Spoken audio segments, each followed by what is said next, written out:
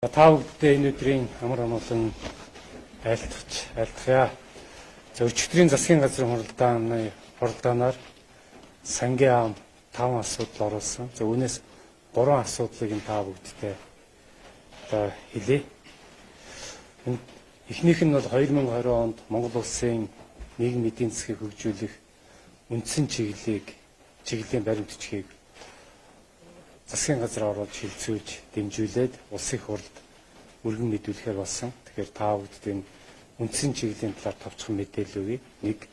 За хоёрдугаарт нь 20-с 22 оны төсвийн хүрээний мэдээллийг мөн засгийн газрын хуралдаанаар оруулж одоо хилцүүлээд улсын хурлд өргөн мэдүүлэхээр боллоо. За үүнээс гадна 20, 21, 22 гэсэн 3 жилийг хамарсан Монгол улсын засгийн газрын өрийн стратегийн баримт бичгийг засгийн газрын хуралдаанаар хилцүүлж дэмжүүлж мөн их хурлд өргөн мэдүүлэхээр боллоо. Ингээд 2020 онд Монгол улсын эдийн засгийн өсөлтийг 6% байна гэж одоо тооцож байна. Инфляцийн түвшинг 8% гэж тооцож байгаа. За гадаад худалдааны тэнцлийг бол 1 тэрбум долларын ашигтай байхаар тооцоолж байгаа. За төсвийн доктортой байдлын тухай хуулиараа Монгол улсын төсвийн алдагдлыг бас бид нэр одоо хуульчилж өгсөн байдаг. Тэгэхээр 2020 оны төсвийн алдагдлыг дотоодын нийт бүтээгдэхүүнд эзлэх хувь хэмжээгээрээ одоо 5.1% байна гэж тооцсон. Одоо 2019 онтой харьцуулах юм бол 0.3 пунктээр сайжруулсан байхаар тооцож байгаа. За 20 онд хэрэгжүүлэх үндсэн чиглэлээр нийтдээ 37 их найт төгрөгийн одоо санхүүжилттэй 400 гаруй дарга хэмжээг одоо тусгах ийм санал бол ирсэн.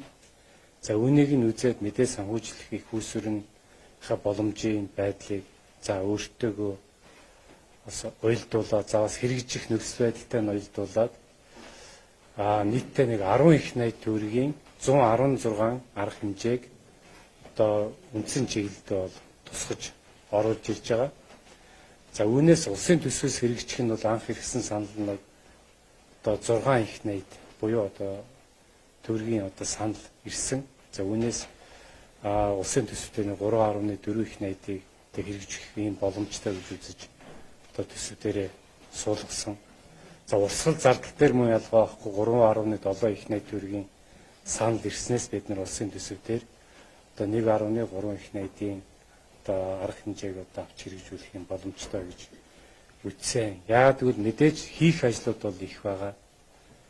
Гэхдээ энэ цаанаас Монгол улсын одоо өрийн хэмжээгээр хязгаарлагддаг, боломжийн хэмжээгээр хязгаарлагддаг. За үүнээс гадна хувийн хвшлээ өөрсдөө хийж ийм боломжтой арга хэмжээнүүд байна гэдгийг бол заримыг нь үзэж ийм зохицуултыг хийсэн гэдгийг бас хэлмээр байна. За төсвийн хүрээний мэдээлэл дээр бас тодорхой хэмжээний зардлуудыг бид нар одоо суулгаж өгч байгаа. За мэдээж одоо цалин тэтгэврийг бол инфляцийн түвшинтэйг уялдуулж нэмэгдүүлэхээр оруулж ирж байгаа. За төрийн албаны тухай хууль, за бусад хуулиуд бол бас батлагдсантай холбогдуулаад тэр шинээр батлагдсан хуулиудыг хэрэгжүүлэхтэй холбоотой зардлуудыг бол тавигдсан байна. За хөрөнгө оруулалтын зардал дээр та бүгдээрээ мэдж байгаа 2019 он дээр бол хөрөнгө оруулалтын хэмжээг нэлээд өндөр одоо дүнтэйгээр тавьж өгсөн. Яагаад вэ гэхээр сонгуулийн жил шинээр хөрөнгө оруулалтын ажлуудыг ихээр тавихаар тэр нь үндсэндээ хэрэгждэг, үлддэг. За сонгуулийн дараа бол одоо шинэ их хурл бүрддэг, шинэ засгийн газар бүрддэг. Тэр нь өөрийнхөө үйл арга хэмжээнийхээ төлөвлөгөө гаргаа батлаа явуулдаг учраас зарим нь одоо хаягддаг, орхигддаг. Ийм зүйл бол урд өмнө гарч ирсэн.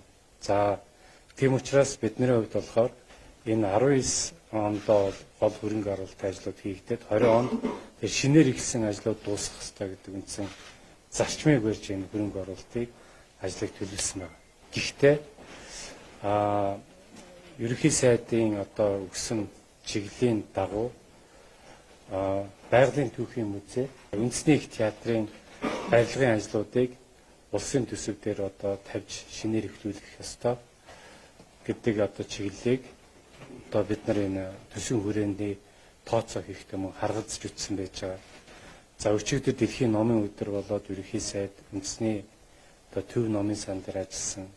За дээр нь шинэ барилгын явцыг үзэж танилцаад тэнд энэ ажил бол үндсэндээ одоо иж бүрэн тэр номын сан бол одоо 20 онд ашиглалтанд орох ёстой гэдэг ийм одоо чиглэлийг сангийн хамт өгсөн. Тэгэхээр энэтэй холбоотой тоног төхөөрөмжүүдийг мөн одоо төсөв дээрээ тавьж суулгаж оруулж ирж өгсөн. Энэ өөрөө Монгол улсын одоо төв, соёл, урлагийг за мөн одоо эрдэмтдийн одоо бүтээлийг ард иргэдэд хүргэж байх одоо хамгийн одоо орчин үеийн боломжуудыг одоо энэ төсөв дээр бас 2020 оны төсвийн хүрээн дээр бол харгалзаж үзэж суулгаж өгсөн гэдгийг хэлий. Энэ цаашдаа бас Монгол улсын аялал жуулчлалыг нэмэгдүүлэхэд чухал одоо үр гүйцэтгэнэ гэж одоо үзэж байгаа гэдгийг бас хэлмээр байна. За төсвийн хүрээний хувьд бол тэр төсвийн бүх зардлуудыг дотоодын нийт бүтээгдэхүүн эзлэх бүх хэмжээний дандаа бууруулж тооцож байгаа.